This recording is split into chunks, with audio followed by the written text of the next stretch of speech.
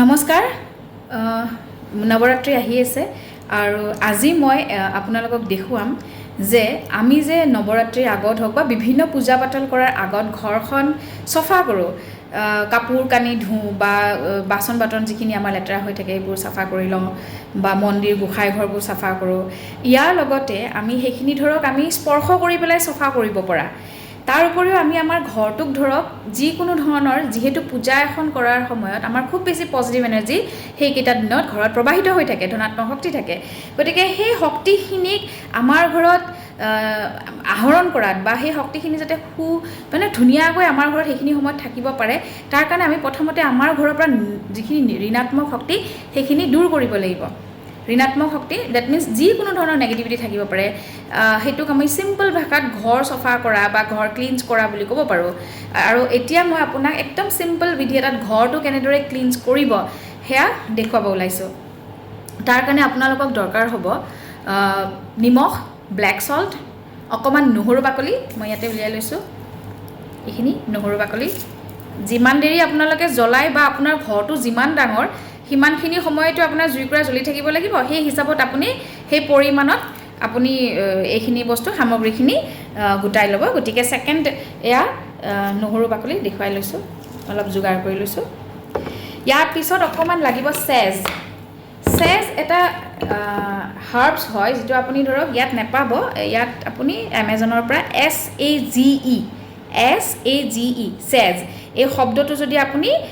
এমেজনত বা ফ্লিপকাৰ্টত মাৰি দিয়ে তেতিয়া আপোনাক এনেকুৱা ধৰণৰ লিপছ কিছুমান পাব শুকান লিপছ পাব আৰু এই লিপছবোৰক আমি চেজ বুলি কওঁ এইটো এটা আমেৰিকান হাৰ্বছ হয় যিটো আমাক ক্লিনজিং কৰোঁতে ব্যৱহাৰ হয় এইটো জাষ্ট কেইটামান ঘৰুৱা হিচাপত মই কৈছোঁ যাতে ঘৰত থকা সামগ্ৰীৰে আপোনালোকে কৰিব পাৰিব আৰু এয়া সাংঘাতিক দাম নহয় একদম কম দাম আপুনি যদি ঘৰত আনি থয় তেতিয়াহ'লে মাজে মাজে সেইখিনি ব্যৱহাৰ কৰি থাকিব পাৰে আৰু কেতিয়াবা এনেকুৱা সময়ত ব্যৱহাৰ কৰিব যেতিয়া ধৰক ছাডেনলি খুব ধৰক গা বেয়া লাগিছে বা মনটো খুব বেছি ডাউন হৈছে কিন্তু কাৰণো নাজানে যে কিহৰ কাৰণে মন ডাউন হৈছে মন বেয়া লাগিছে ঘৰত এনেই কাৰোবাৰ লগত কাজিয়া লাগিছে মানে কিছুমান হয় ন মতবিৰোধ তেনেকুৱা সময়ত বা ঘৰত ধৰক হঠাৎ কিছুমান এনেকুৱা ভাইবছ সোমাইছে যে অযাচিত কিছুমান মানুহ আহিছে যিয়ে আমাক ধৰক পৰিয়ালৰ মাজতে কিছুমান বিভ্ৰান্তিৰ সৃষ্টি কৰিছে তেনেকুৱা সময়তো মানে যেতিয়াই আপোনাক ধৰক আপোনাৰ নিজক মন বেয়া লাগিছে কিবা লাগিছে এই ধৰণৰ সময়ত এই টেকনিকটো কৰিব পাৰে ইনষ্টেণ্ট ৰিলিফ পাব গতিকে আপোনাক দেখাইছোঁ আৰু শেষত লাগিব কৰ্পূৰ এইটো মই ভীমচেনি কৰ্পূৰ মোৰ সকলো ক্লাইণ্টে জানে যে মই ভীমচেনি কৰ্পূৰে ইউজ কৰোঁ এয়া আপোনালোকে অনলাইন আনি ল'ব খুব কম দামতে পাই যাব আৰু এতিয়া ধৰক আনি ল'লে দুৰ্গা পূজাৰ আগত আপোনালোকে ঘৰটো ক্লিনছ কৰি ল'ব পাৰিব কৰ্পূৰ ল'লোঁ আৰু এয়া চেজ তাৰপিছত নহৰু বাকলি আৰু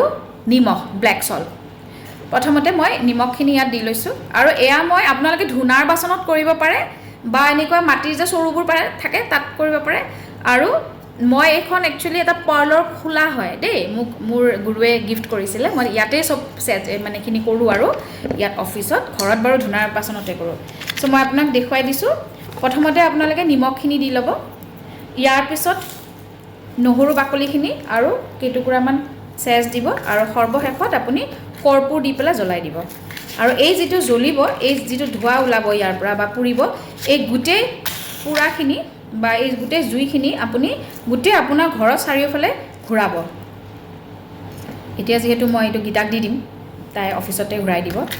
এইটো যিটো আপোনাৰ জুই উঠিব ইয়াক আপুনি আপোনাৰ গোটেই ঘৰটোত জ্বলাওক আৰু এনেকৈ বা দিয়ক বাথৰুমৰ বাহিৰে বাকী সকলোতে